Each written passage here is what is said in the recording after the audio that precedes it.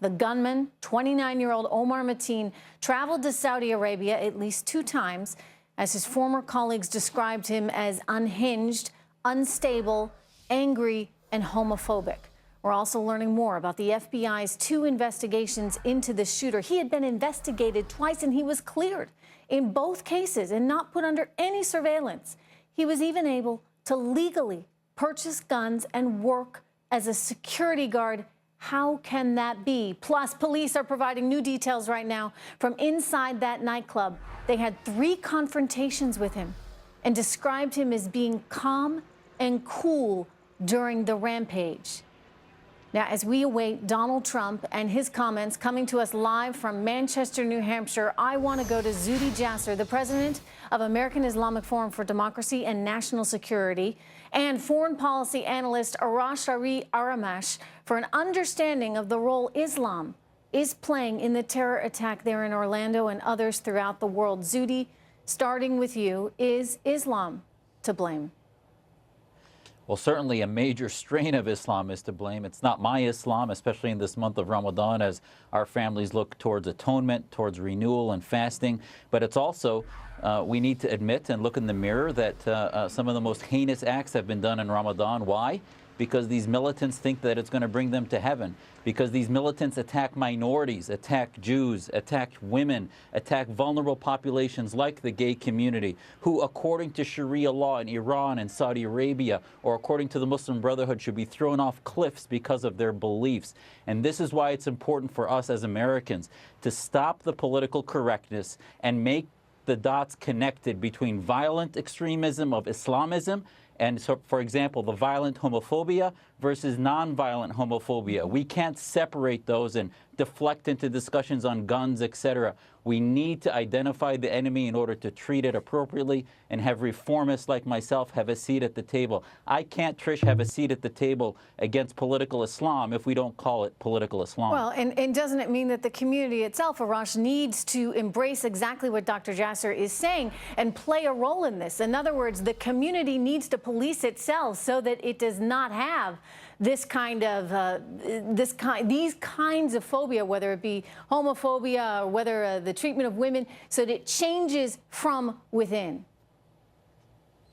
As a secular progressive, I'd like to wish Dr. and Lieutenant Commander, as a matter of fact, Zuhdi, a very happy Ramadan. It's a month for many devout Muslims like yourself to be with your families and to celebrate and to rejoice. And what this, the act of a hateful madman who followed a very violent and a very bastardized strain of Islam, which unfortunately some of our allies happen to promote and propagate around the world, is definitely a cancer within the Islamic community, which happens to be filled with the vast majority of American Muslims and Muslims around the world are good family people who have nothing to do with terrorism and extremism. But this strain of Islam, as Lieutenant Commander Zuhdi Jasser just pointed out, has to be exposed. And again, I call upon liberals and progressives like myself, instead of dividing,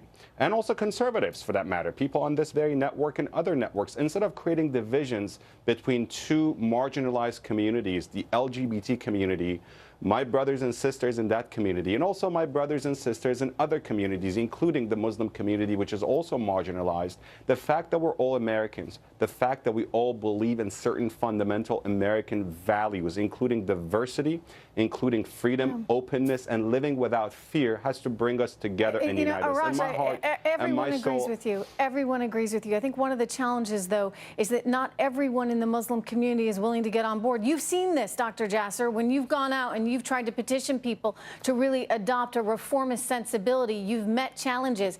And you remember that poll that I cited to you a couple of months ago coming out of the UK, where we saw that 2/3 of Muslims in the UK, if they had knowledge about a terror attack, would not report it to authorities. I mean, I think this is what's very disturbing. I mean, while it's wonderful to hear you and Arash talk about the need for change, are you really representing all Muslims there? Do they feel like you do, Dr. Jasser? Well, I think this is where we need tough love. I think there's a bigotry of low expectations and this political sort of kumbaya that happens after these events, and certainly we don't want to demonize the Muslim community that would be our greatest assets. But on the other hand, when the president goes to a mosque, remember you and I, Trish, were talking back in February. One of my protests about the mosque he chose was its homophobia, was the fact that there was a sermon a year before he went there that was one of the most vicious homophobic sermons at the Islamic Society of Baltimore. And yet there's this bigotry of low expectations that we ignore the misogyny, we ignore the homophobia when we go use the Muslim community as a political prop, and yet when, oh, they attack a gay bar, then that must be a coincidence, when in fact it is connected to the dominant. The majority of Muslims, I agree with Arash, might not be the problem, but the majority of our leadership that control the mosques, that control Muslim organizations, are part of this theocratic international organization of the Brotherhood, of the Wahhabis, of the Islamists, of the Khomeinis. They dominate our community, and we need to stop in the name of being afraid of our allies. And now Iran's an ally too, supposedly. Our allies are feeding this to the billions of dollars, and us reformists have pennies compared to the information industry that's feeding the radicalization of our community. Dr. Jasser, keep up the fight. Arash, good to see you. Thank you so much to both of you for being here.